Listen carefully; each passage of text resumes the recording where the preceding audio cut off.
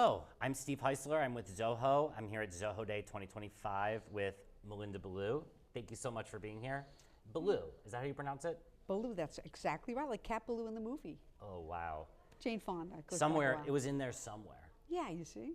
Well, thank you so much for being here. Yeah. We're here at ZohoDay. Obviously, a lot of discussion is happening. We had Sridhar give a speech yesterday, our chief scientist, and he talked about the after DeepSeek era that we're living in now. Right. I was wondering what your thoughts were on that. What I really enjoyed about Sridhar's talk yesterday was it was refreshingly pragmatic and not hyperbole filled, which is what we tend to hear a lot at these conferences talking about AI, right? Especially as we're moving towards the age of agentic automation, agentic workflow, AI agents, single agents, fleets of agents. There's a lack of depth around the need to have governance, quality, those kinds of basic things that you have to make sure that it's working and doing what it needs to do. And Sridhar talked about verifying, right?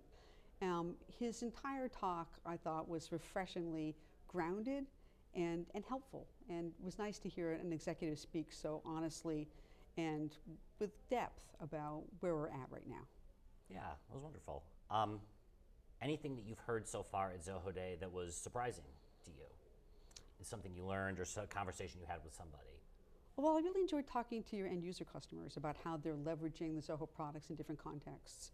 So I'm interested because I cover both project program portfolio management, collaborative work management, and then also I cover software lifecycle management and development.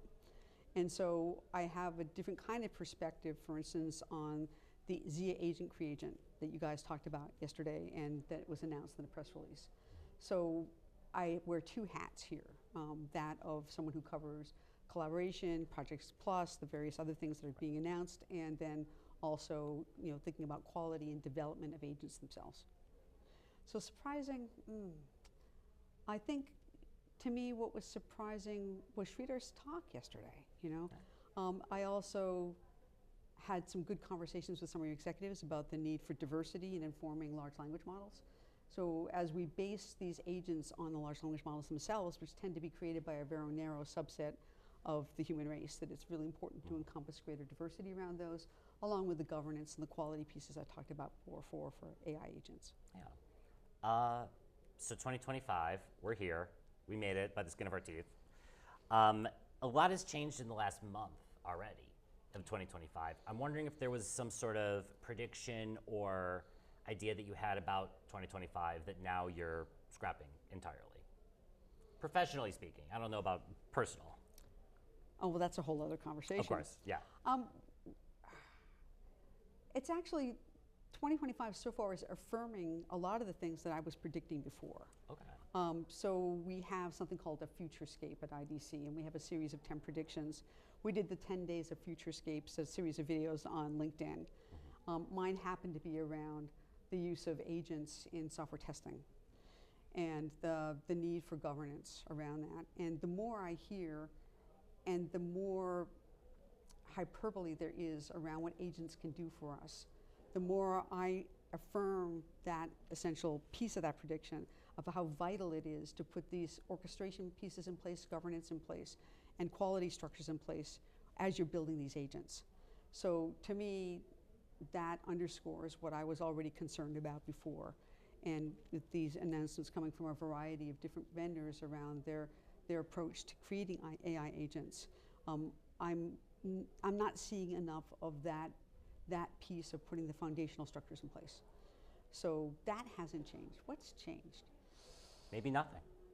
At the moment, I think there's so much going on in the world right now with the geopolitically and with impact that makes every day like a new day about what the impact's going to be on our economy, around the development world that we support, our customers, and then the various humans that are impacted by these political changes that are happening locally in the United States and then elsewhere around the world. What I'm trying to do is digest those and then give the best support I can and be the best ally that I can for those that are much more marginalized than I am as someone who's in technology and in a safe place to have this video conversation with you. So that's probably absorbing more of my heart, mind, and spirit than the technology questions, except as they relate to those kinds of events. Yeah, well, that's really wonderful to hear. Um, tell me your hot take, your industry hot take, your ZohoDay hot take. Is there one? I loved being at ZohoDay. It was so fun connecting with the executives, the level of openness that people had to be able to talk to them about all the things that I thought they should do differently, and also the ways in which Zoho is evolving as a company, shifting to being a platform company rather than more like a patchwork quilt of all these applications. The ways in which AI is going to be central to helping that happen and bringing that data, making it pragmatically actionable, along with this governance and other pieces that I talked about, and informing the large language models differently with more diverse perspectives. I do think that there's an opportunity at Zoho to have women in the organization presenting at this event, and not all men, which it was primarily a male-dominated series of presentations, which is wonderful. They're wonderful men, and they're really articulate, and I enjoy speaking with them. But I think in terms of gender diversity, we need to be thinking more broadly, both about whether it's on the binary or gender fluidity or whatever it is. And then I think that everyone is so welcoming, and there's a focus on social justice with Zoho that I don't see at other companies in quite the same way. And so that commitment, I think, where you take the foundational wealth that you have as an organization and the increasing adoption which is happening for Zoho, and translate that into supporting others in the human race who are struggling in different kinds of ways, and who also are wonderful beacons of different kinds of perspectives that we need to inform the large language models that inform agents and everything else that we do creatively in technology. 100%. So that's where I sit. Thank you. Melinda, thank you. Oh, Steve was great. This was wonderful. Yeah.